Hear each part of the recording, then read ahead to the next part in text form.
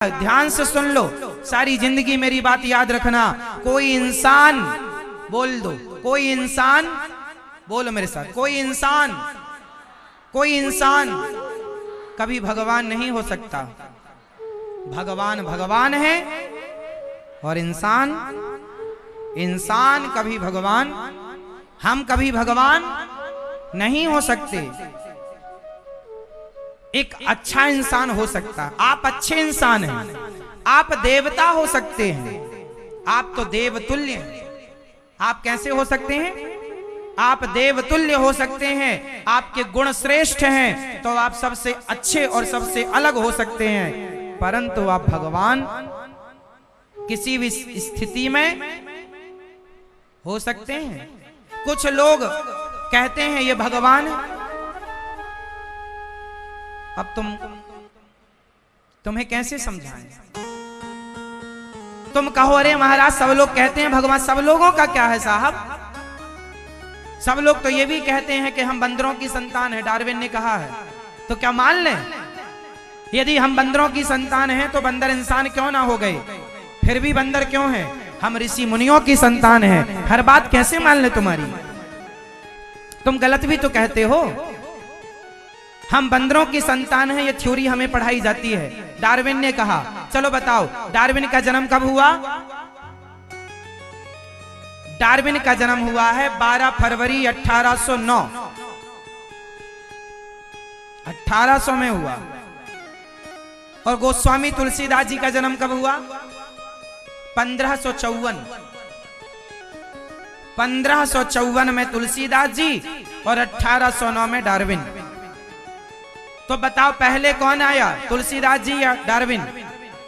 जोर से। आज से लगभग 500-600 साल पहले तुलसीदास जी, लगभग 500 के कुछ ऊपर, और डार्विन आज से लगभग 200 साल से कुछ ऊपर। तो डार्विन को आए 200 साल हुए, तुलसीदास जी को आए लगभग 500 वर्ष से अधिक हो गए। आप बात किसकी मान रहे हैं? डार्विन की।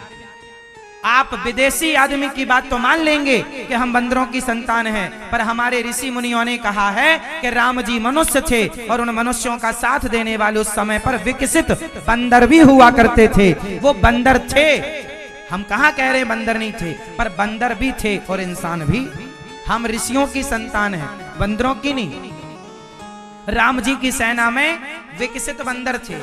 और राम जी की सेना कितने साल पुरानी है? 8 लाख वर्ष पुरानी। राम जी कितने साल पहले थे? 8 लाख साल पहले। राम सेतु कितना पुराना है? 8 लाख साल पुराना। पर आप डार्विन की बात मानते हैं, तो आप गलत माने तो इसमें हमारा क्या दोष है? मानते रहो। हम तो मानते हैं कि हम ऋषियों की संतान हैं, इसलिए हमारे यहाँ गोत्र होता है। हमारे भारत में बिना गोत्र का कोई नहीं है। आपका गोत्र क्या है? सांडिल गोत्र मेरा है, किसी का भरद्वाज, किसी का गर्ग, किसी का वशिष्ठ, किसी का कुछ, किसी का गर्ग, किसी का कुछ, किसी का कुछ, है ना, होता है। किसी का कश्यप है, किसी का कोई। हमारे यहाँ गोत्र का अर्थ है आपका जो गोत्र है, आप उन्हीं ऋषि और मुनियों की संतान हैं। सिंपल है हमारा गोत्र।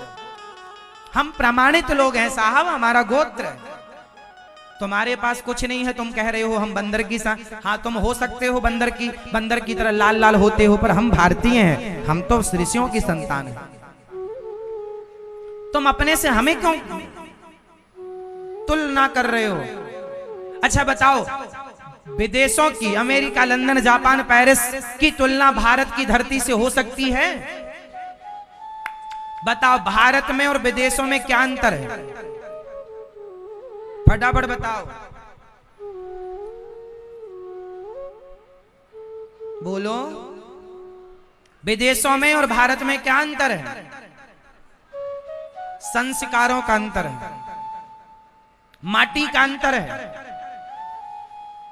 महाराणा प्रताप की समाधि, महाराणा प्रताप की जहां समाधि है चित्तौड़गढ़,